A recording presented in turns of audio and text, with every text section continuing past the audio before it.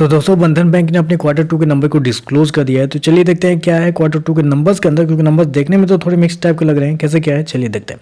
Database के लिए company lakhs में दिया गया है, मैं आपको करोड़ में कन्वर्ट करके समझाता हूँ कैसे क्या हुआ है। पिछले क्वार्टर में कंपनी ने 4,908 करोड़ का रेवेन्यू टोटल इनकम जनरेट किया था।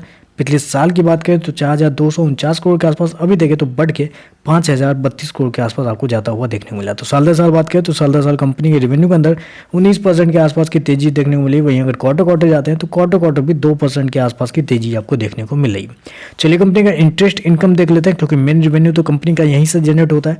तो पिछले क्वार्टर में 4,522 करोड़ जनरेट किया था, पिछले साल 3,773 करोड़, जबकि अभी देखें तो कंपनी का रेवेन्यू 4,491 करोड़ के आसपास आपको देखने को मिला। तो यहाँ पे अगर आप देखते हैं तो यहाँ पे कंपनी के रेवेन्यू के अंदर एक अच्छी खासी तेजी आपको देखने को मिली। यहाँ पे भी बोल सकते हैं कि अप्रोक्सीमेटली 19% के आसपास की तेजी यहाँ पे भी देखने को मिल रही है। वहीं अगर क्वार्टर क्वार्टर जाते हैं तो यहाँ पे एक छोटा सा सरप्राइज है कि क्वार्टर क्वार्टर कंपनी का जो इंटरेस्ट इनकम है वो आपको हल्का सा गिरता हुआ देखने को मिला। जी हाँ, कंपनी का जो इंटरेस्ट इनकम है वो हल्का सा गिरता हुआ देखने को मिला है क्वार्टर क्वार्टर, जबकि नेट इनकम जो है वो क्वार्टर क्वार्टर आपको 2% बढ़ता हुआ देखने को मिल रहा है। खर्चे की बात कर लेते हैं। पिछले क्वार्टर में कंपनी ने 3,345 करोड़ खर्च किए थे, पिछले साल 2,696 करोड़ के आसपास, जबकि अभी देखें तो कंपनी खर्चे 3,448 करोड़ के आसपास आपको देखने को मिले। तो कंपनी के खर्चे देखें तो कंपनी के खर्चे जो है वो इस क्वार्टर में थोड़े से ज़्यादा है कंपेयर टू पिछले साल और पिछले क्वार्टर। चलिए कंपनी का नेट प्रॉफिट क्या निकल के आता है वो देख लेते हैं, फिर एनपीए देखते हैं, ईपीएस देखते हैं, वो सब क्या हुआ है। तो नेट प्रॉफिट की बात करें तो पिछले क्वार्टर में 721 करोड़ का प्रॉफिट था, पिछले साल 209 करोड़ का प्रॉफिट, अभी देखें तो कंपनी का प्रॉफिट 721 करोड़ के आसपास आपको देखने को मिल रहा है। तो अब यहाँ पे आप हैरान हो गए होंगे कि कंपनी का प्रॉफिट इतना ज़्यादा कैसे हो गया, कंपनी का प्रॉफिट ऐसे कैसे बढ़ गया जब कंपनी का जो एक्सपेंस है वो पिछले साल से थोड़ा सा ज़्यादा है।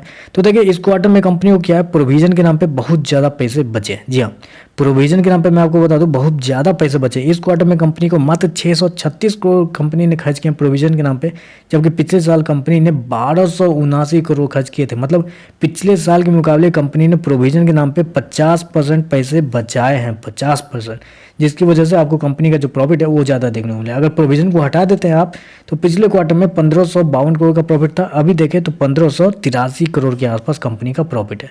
तो यहाँ पे ऑपरेटिंग प्रॉफिट देखें तो ऑपरेटिंग प्रॉफिट कंपनी का मात्र हल्का सा बढ़ता हुआ देखने को मिला, हल्का सा 2% आपको बढ़ता हुआ देखने को मिला, जबकि मैंने आपको बताया कि कंपनी का नेट इंटरेस्ट इनकम और रेवेन्यू दोनों 19% बढ़ा है। तो इस वजह से शेयर के अंदर आपको दबाव देखने को मिल रहा है, क्योंकि जिस प्रकार की परफॉर्मेंस चाहिए थी कंपनी को उस प्रकार का कंपनी के द्वारा डिलीवर नहीं किया गया है। एनपीए की वजह से कंपनी का जो परफॉर्मेंस है वो आपको बेहतर देखने को मिल रहा है।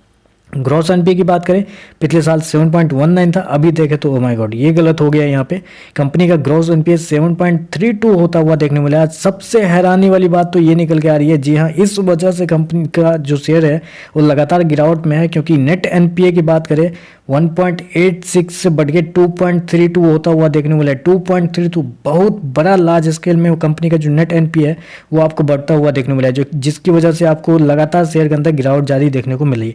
हो सकता है कल के सेशन में इस ग्रॉस एनपीए और नेट एनपीए की वजह से और भी गिरावट आपको देखने को मिल सकती है, क्योंकि नेट एनपीए किसी भी बैंक के लिए बढ़ना मेरे हिसाब से बहुत ज़्यादा नेगेटिव होता है। तो देखते हैं कल मार्केट कैसे रिएक्ट करेगा, लेकिन मेरे हिसाब से ये जो नंबर है थोड़े से कमजोर देखने को मिल रहा है। हो सकता है थोड़ी बहुत गिरावट भी कल के सेशन में आपको देखने को मिल सकती है। तो बस आज के लिए बस इतना ही। वीडियो पसंद आया तो लाइक कीजिएगा, साथ में चैनल को सब्सक्राइब जरूर कीजिएगा। धन्यवाद।